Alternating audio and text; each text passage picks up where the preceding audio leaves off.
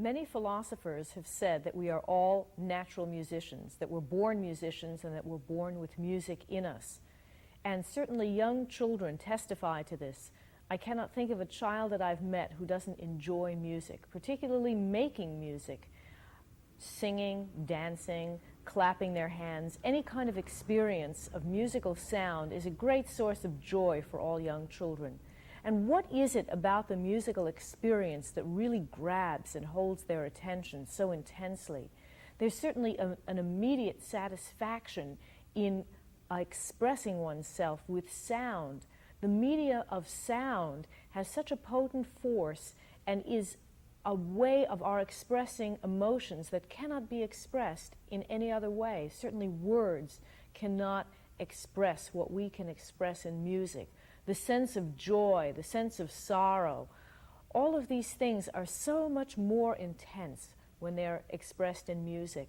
And what more intensity than children trying to tell the world who they are and what their experience of life is.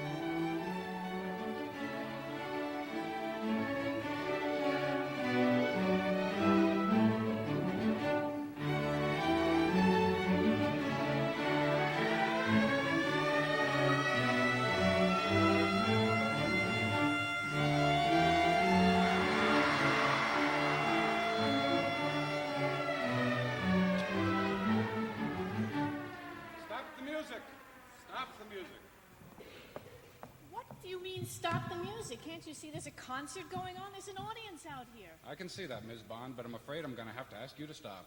Why? You were speeding, and I'm going to write you a ticket. I was what? You were playing the music way too fast. But, officer, do you know what this music would sound like if it were played too slowly? It would be dull and lifeless. Just listen.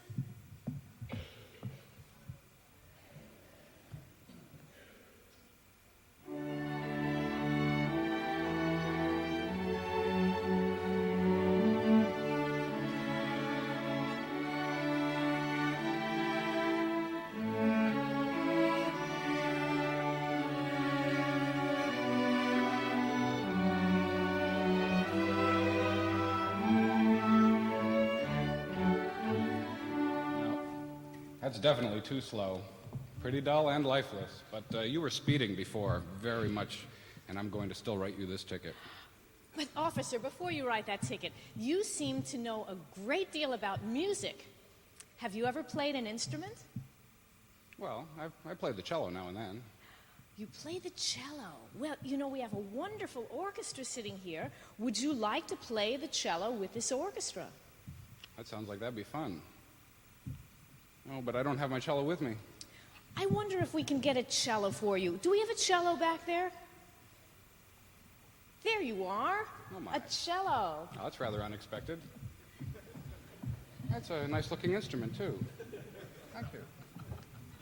Do you think that we could possibly convince you to play this piece that we were just playing, which is the Haydn Cello Concerto, with this orchestra, and perhaps you could show us the proper tempo? I'd love to do that. And, you know, you've been so nice about it. Maybe I won't write you the ticket this time. Thank you, officer.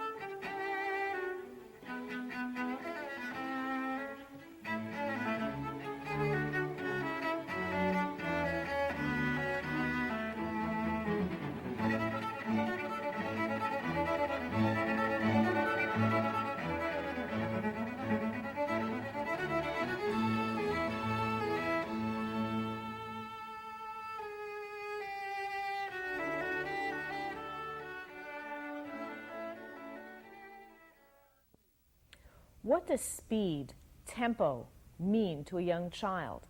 Most of our experiences with tempo have to do with our own bodies, walking fast, running, riding a bicycle, riding a motorcycle, riding in a car. And how does that relate to music? Does the movement of fingers quickly over a keyboard or on a violin string, does that translate into speed? Well, evidently it does, because we all seem to intrinsically understand what fast and slow is. And so when a child is given a lesson of speeding in the same context of speeding in a car, speeding in music, they laugh because they understand immediately what this is all about. And what we did with our young people's concert just now with the motorcycle and the speeding ticket, I think probably illustrates more eloquently than if we were to go into a lengthy discussion what that tempo meant. And the fact that the same music, the same road, as it were, traveled over slowly was not nearly as exciting as if we speeded over it very quickly. Now, of course, you can be traveling too fast on a road, and that's where the speeding ticket comes in. And in music, we have certain tempo indications which tell us virtually what the speed limit is in that piece of music.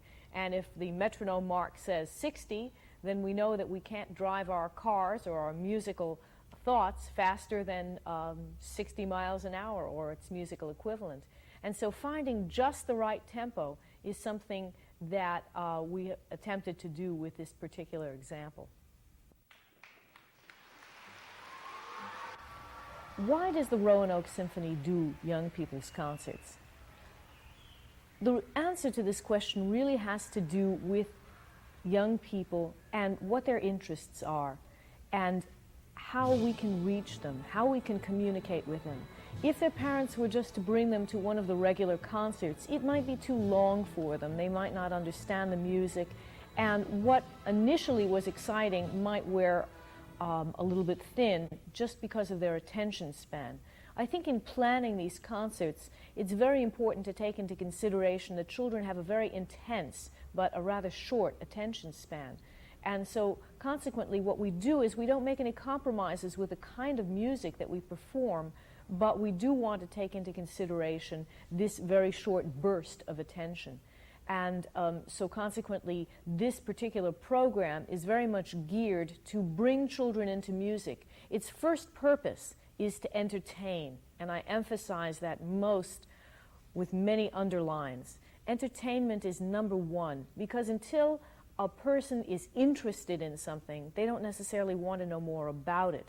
If one comes on in a very sort of preachy educational tone, then it seems too much like school, and I think that they would not be nearly as excited by the concert as if it's something that's happening that they want to know more about. The concert itself has to be very fascinating to them. There has to be some aspect of it that really catches their imagination. And that's what these concerts are really planned to do, is to spark and to stimulate their imagination, hopefully everyone's imagination. Continuing along the lines of a concert being entertainment, I was thinking about the programs that are handed out. And what could be more entertaining or amusing than a comic book? All children love comic books. I certainly loved comic books when I was a child. And I thought that this would be a much more amusing way to learn about music than to have a standard, ordinary, dull program. So the purpose of our first comic book, which is called What is a Concerto, was to make a comparison between a concerto and a baseball game. Of course, most kids are very American kids at any rate, and I understand kids in the rest of the world as well, are very involved with baseball, and so they understand what it means to be part of a team, and they also understand the purpose of the soloist. And who is the soloist in a baseball game? Well, it's the person that's standing up to bat. And also the pitcher is a kind of a soloist. So in this comic book, What is a Concerto? We say, well, it's like a baseball game. And then we go on in the comic book to talk about the baseball team being a team and the fact that they all play together and that their purpose is all the same, very much like an orchestra. And teamwork is really what wins the game. And the comic book goes on to say, sometimes the orchestra plays with a soloist, and that's called a concerto. And it says the soloist is like a batter. All the intention of the team is on this player. And this is illustrated with all sorts of amusing drawings by a very wonderful artist, Steve Stinson. And I think the book was wildly successful, at least from the response that we got from the children, because it made its point, and it made it very simply and clearly, and it made it in a funny and amusing way. But nonetheless, the message that we wanted to get across was not diluted. It was a very pure, simple message, and I think the children really understood it. And in that way, I think the book itself was a kind of a creative solution to how to teach children about concertos and about music. The whole purpose of a concerto is to contrast one solo with the many, be it a solo voice or a solo instrument. And often a concerto is with a solo instrument, or you can have a concerto where the soloist is a singer, or you can have a soloist who is actually a narrator. And this next work, called The Frog Prince, which I wrote based on the Brothers Grimm story of the Frog Prince, the soloist is in fact a narrator, and the narrator tells the story of the Frog Prince, the illustration of the story being in music. And the purpose of the Frog Prince, in addition to actually telling a story, was to contrast certain musical styles. We have several characters in the Frog Prince. We have the character of the princess herself, who is a kind of a far away and long ago kind of a person. She lives in a dream world, and so her music is very dreamy and rather nostalgic. One day, the princess was sitting by a well near the king's palace, playing with her favorite golden ball.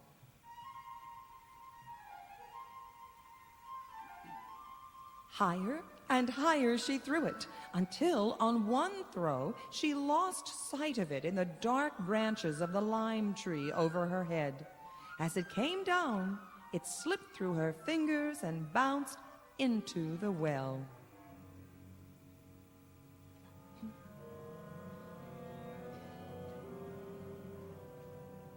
Although she did not know it, at that moment, 2 round eyes popped above the waters of the well and spied on her. The frog is a very irreverent kind of creature, and so his music is very jazzy in nature and very bouncy and lively. And the princess at first is completely repulsed by the frog. She thinks he's just a rude, unattractive, sort of slimy creature. She doesn't like him at all. And her musical style doesn't like his style either.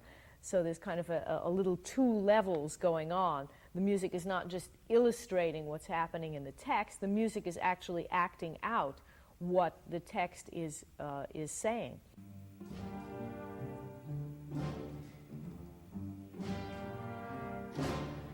"Oh, little princess, why do you weep so?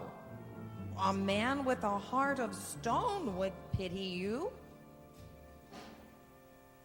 The princess leaned over the side of the well and saw a frog sticking its head out of the water.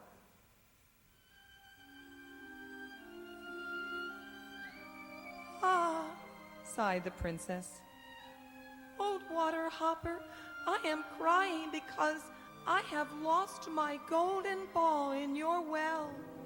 I love it more than anything in the whole world." And she burst out crying again.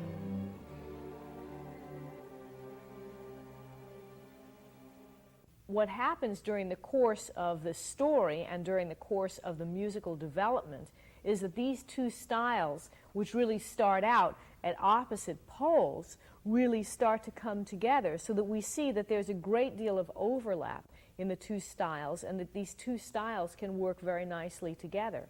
"I could get your ball," said the frog, "but what do you give me if I do?" The princess clapped her hands. "I will give you anything," she said.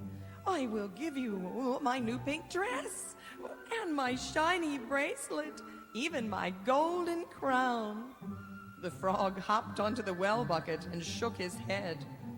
No, I don't need your dress or bracelet. And if you gave me your golden crown, your father might get angry.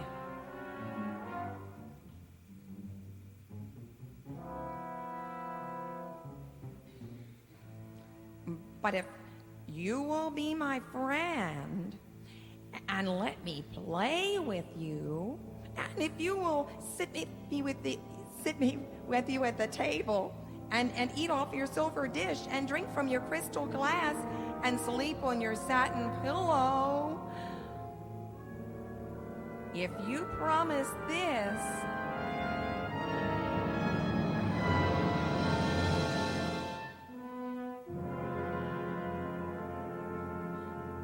I will dive down to the bottom of the well and find your golden ball.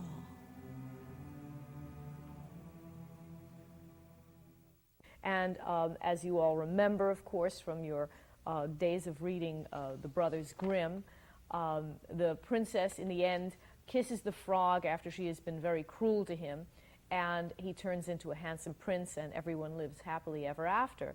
And these two styles actually do, from opposite poles, come and converge together and make a new music, as it were, which I think is actually a metaphor for what's happening and what has been happening in American music, because we have our own way of expressing our own musical identity, which I think has very much to do with jazz, and yet we have a background that comes from a European past. And so I think that American music really is very much a blending of these two very disparate worlds.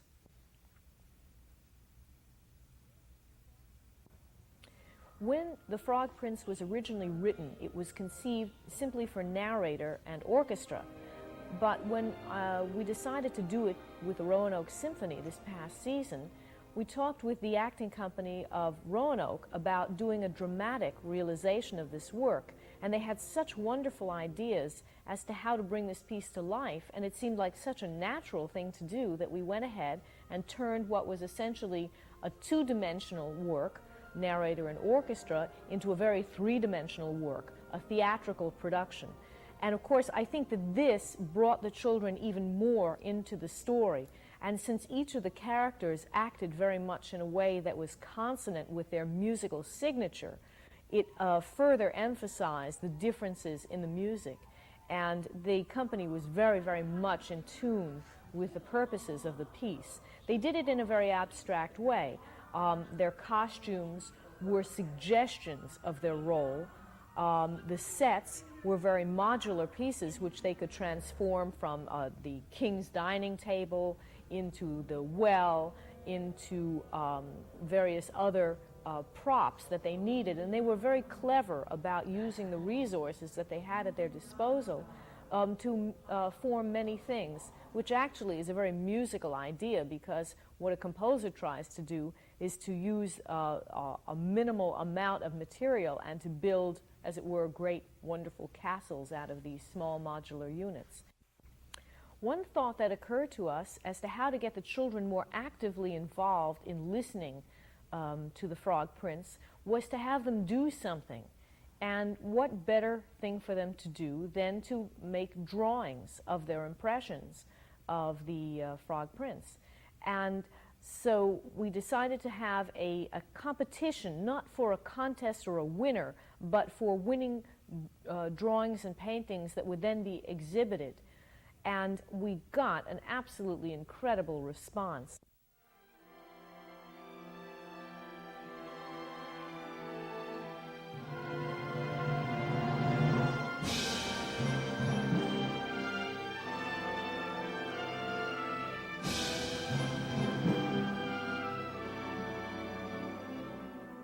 The prince sent to his castle for his coach and 8 white horses to drive him to the church for the wedding. Then the prince and the princess were married.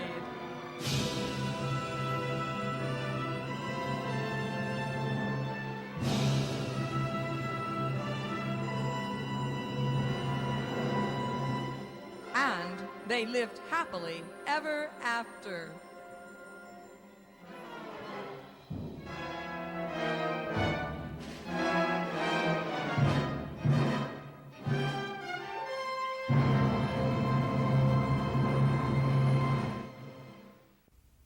We decided to have a joint concert between the youth orchestra and the Roanoke Symphony.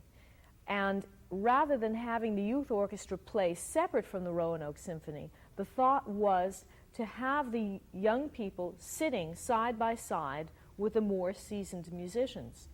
And it was done more or less as an experiment, but the results were absolutely incredible.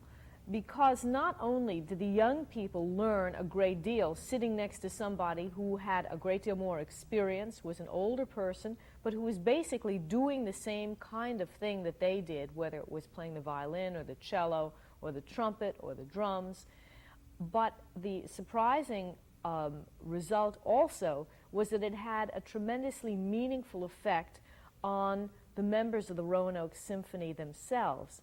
Because if you picture yourself, what you've been doing day in, day out is something that you're very used to.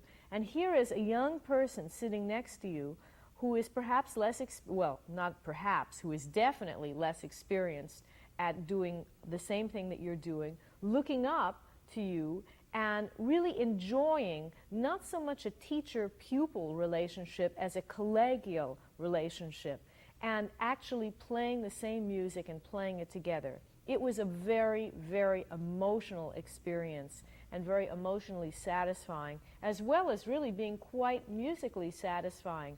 I think that the youth orchestra members rose above what they were accustomed to producing because they, first of all, they had a good role model that they were sitting next to, and they were challenged beyond what they had been challenged to do in the past. And it was a very moving and meaningful experience, and one that we intend to continue. And I would say that for young players, this is really an extraordinary way of feeling the torch being passed, like the Olympic runners, from one generation to the next.